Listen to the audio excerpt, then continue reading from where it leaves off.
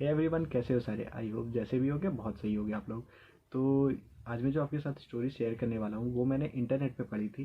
तो जब मैं ये स्टोरी पढ़ रहा था तो मुझे ये बहुत अजीब सी लग रही थी। अच्छा, ये स्टोरी शिमला के ऊपर बेस्ड है। तो मुझे तो पहले तो यकीन नहीं हो रहा था पढ़ते हुए कि ऐसा सच में हो सकता है क्या। लेकिन यकीन मानो कि अगर मैं आप लोगों को अभी स्टोरी सुनाऊंगा तो आप लोगों को भी सुनने में बहुत मज़ा आएगा। हालांकि ये सच है या फिर नहीं है ये तो नहीं कह सकते, लेकिन सुनने में आप लोगों को बहुत मज़ा आएगा।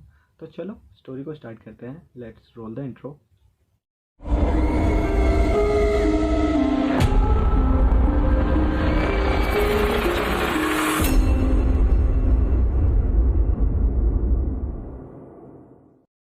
तो शिमला के एक छोटे से गांव के अंदर एक विक्रम नाम का लड़का और एक अजय नाम का लड़का रहता था। और ये दोनों मतलब बहुत अच्छे दोस्त थे। और इनका ऐसा था कि इनको अगर कहीं जाना आना होता था तो इनके गांव से थोड़ा सा बाहर अगर निकलो, जंगलों के रास्ते अगर थोड़ा सा भी बाहर निकलो तो एक वहाँ पे बस स्टैंड था। तो वहाँ से बस पकड़ो, फिर वो नेक्स्ट गांव ऐसे करके फिर वो शहर तक ले जाती थी। तो ऐसा इनका था। तो एक दिन ऐसे ही क्या हुआ कि विक्रम और अजय जो था, तो इनको अपने शहर जाना था। तो इन लोगों ने सोचा कि शाम के 5-6 बजे ये लोग शहर जाएंगे और रात में करीब घूम फिर करके फिर वापस आ जाएंगे, क्योंकि इनका रोज़ का था कि मतलब हर कुछ कुछ दिन में ये लोग जाते आते रहते थे। तो इनको डर हालांकि लगता था उस जंगल में क्रॉस करना, क्योंकि इनकी उम्र भी काफ़ी कम ही रही थी उस टाइम। करीब 15-16 साल की उम्र थी इनकी। तो इनको डर तो लगता था, लेकिन ये इनका रोज़ का था, आदत पड़ चुकी थी इन लोगों को ये जाने आने की। तो एक दिन ऐसे ही इन लोगों को मार्केट जाना था। तो विक्रम और अजय ये दोनों करीब शाम के 5 बजे के करीब जंगलों के रास्ते से होते हुए ये लोग उस बस स्टैंड की ओर जाने लगे। तो ये लोग जब वहाँ से जा रहे थे तो वो जंगल का रास्ता जो पूरा एकदम सुनसान पड़ा हुआ था। तो विक्रम को ऐसा लगा कि पीछे से किसी बच्चे की रोने की आवाज़ आ रही है।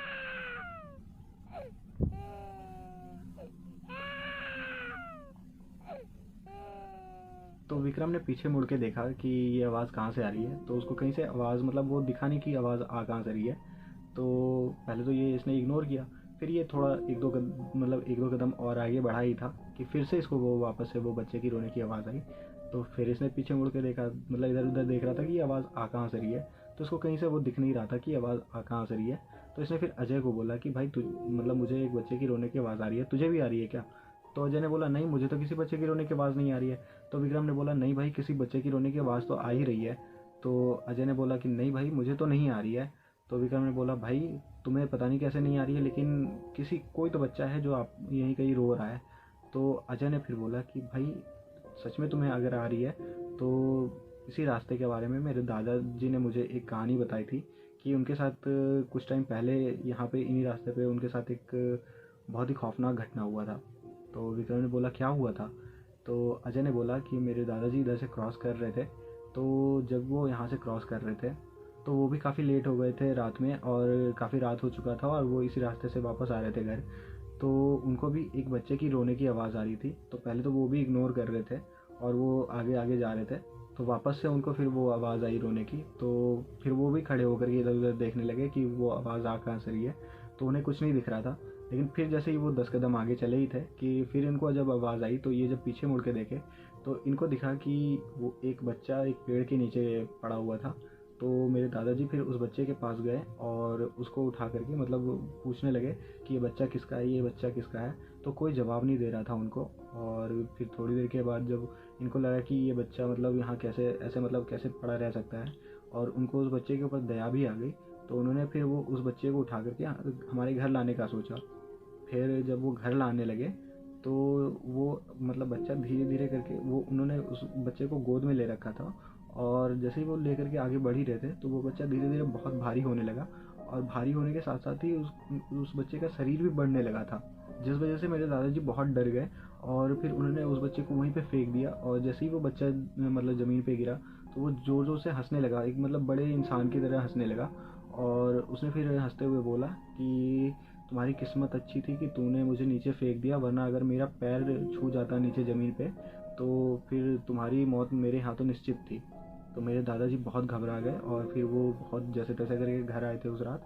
और फिर उनको बहुत बीमार वो मतलब पड़ गए थे। और जब वो 2-3 दिन के बाद ठीक हुए थे तब उन्होंने हमें बताया था कि उनके साथ ये सब चीज़ हुआ था वहाँ पे। तो हम तो काफ़ी डर गए थे। अब देख भाई, हमें भी तुझे भी मतलब ये आवाज़ आ रही है, और अभी तो 5-6 ही बजे हैं। और मेरे दादाजी ने बोला कि वो शायद छलावा था एक, जो जिन्होंने मतलब उस रात में मतलब मेरे दादाजी को दिखा था। तो भाई अभी तो सिर्फ शाम के 5 या 6 ही बज रहे हैं और अभी हमें मतलब ये चीज़ दिख रहा है, तो हमें लगता है भागना पड़ेगा यहाँ से। तो ये लोग ऐसे बात कर करके और वहाँ से बहुत तेज़ी से चलने लगे उस बस स्टैंड की तरफ जाने के लिए। तो ये लोग जैसे ही जब तेज़ चलने लगे तो इन्होंने देखा कि एक लेडी है जो एकदम रेड कलर की साड़ी उस लेडी ने पहनी हुई है और उसके हाथ में एक बच्चा है और उस लेडी का पूरा घूंघट पूरा नीचे तक आया हुआ है। तो फिर इन लोगों के अंदर मतलब इतनी भी हिम्मत नहीं थी कि उससे जाकर के पूछे कि कौन है वो और मतलब क्या है। लेकिन वो लेडी एकदम एक मतलब उस रास्ते के किनारे खड़ी थी एक पेड़ के नीचे। तो ये लोग जैसे तैसे मतलब हिम्मत करके वहाँ से मतलब फिर भी क्रॉस करने का सोचा कि एकदम जल्दी से ये लोग क्रॉस करके निकल जाएंगे। तो ये लोग बहुत मतलब तेज़ी से चलने लगे और जैसे ही वहाँ से मतलब उस औरत के पास से गुजरने ही वाले थे कि उस औरत ने इनको देख करके मतलब हाथ हिला करके इनको रुकने का इशारा किया। तो ये लोग ऑर्डर गए कि ये मतलब कौन औरत है जो मतलब रुकने के लिए कह रही है।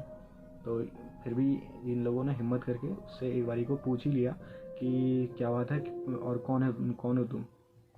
तो उस औरत ने बोला कि मैं मतलब रात शाम होने लगा है और मुझे काफ़ी डर लगा है, तो क्या तुम लोग अपने साथ मुझे चलने दोगे थोड़ा आगे तक, कि मुझे भी जाना है आगे के गांव में, फिर मैं रुक जाऊंगी उतर मतलब वहीं पे मैं रह जाऊंगी। तो इन लोगों ने पहले तो थोड़ा मतलब ये डरे हुए ही थे, तो इन लोगों ने तो पहले तो मना करने का सोचा, लेकिन उस हाथ में मतलब उस औरत के हाथ में बच्चा देख करके ये इन लोगों को भी थोड़ा रहम सा आया कि यार सही बात है, क्या पता कोई ज़रूरतमंद ही हो ये और इसको भी कहीं डर ही लग रहा हो। तो इन लोगों ने हाँ कर दी कि हाँ आप हमारे साथ चल सकते हो। तो ऐसे ही करके ये लोग थोड़ा दूर आगे चल ही रहे थे, थोड़ा मतलब चले ही थे, 20-30 कदम ही लगभग चले होंगे। तो इतने में विक्रम ने देखा कि उस लेडी के जो पाँव हैं वो एक उल्टे हैं और एक मतलब सीधे हैं। तो विक्रम बहुत ज़ोर से डर गया और ये फिर चीखते चिल्लाते हुए इसको सॉरी अजय को अपने साथ घींचते हुए ये लोग भागने लगे वहाँ से। और भागते भागते जाकर के बस स्टैंड पर पहुँच गए और वहाँ मतलब 2-3 आदमी और भी खड़े थे, तो उनको जा कर के कहने लगे कि उनके साथ अभी क्या क्या हुआ था और ये लोग कैसे करके अपनी जान बचा करके भाग गया। तो बस यही थी एक छोटी सी स्टोरी। आई होप आप लोगों को पसंद आई होगी, और ये कितनी सच्ची है और कितनी झूठी है ये तो मैं नहीं कह सकता, लेकिन आई होप आप लोगों को सुनने में मज़ा आया होगा। तो खैर चलो, यही थी आज की स्टोरी। आई होप आप लोगों को पसंद आई होगी। अगर पसंद आई है तो प्लीज़ लाइक कर देना। प्लीज़ अपने थॉट्स को कमेंट करके बताया करो कि आप लोगों को वीडियो कैसी लगती है। कुछ भी बुरा लगता है तो प्लीज़ वो चीज़ भी बताया करो, ताकि आने वाले वीडियोज़ में वो चीज़ इम्प्रूव कर सकूँ। और अगर अच्छी लगी है तो प्लीज़ सब्सक्राइब तो कर ही देना, नहीं भी लग रही है तो भी प्लीज़ सब्सक्राइब कर दो। आने वाले टाइम में पक्का इम्प्रूव वीडियो मिलेगी आप लोगों को, मतलब इम्प्रूव कर दूंगा। तो यही कहना था। चलो मिलते हैं नेक्स्ट वीडियो में, बाय। मतलब 2-3 आदमी और भी खड़े थे, तो उनको जा कर के मतलब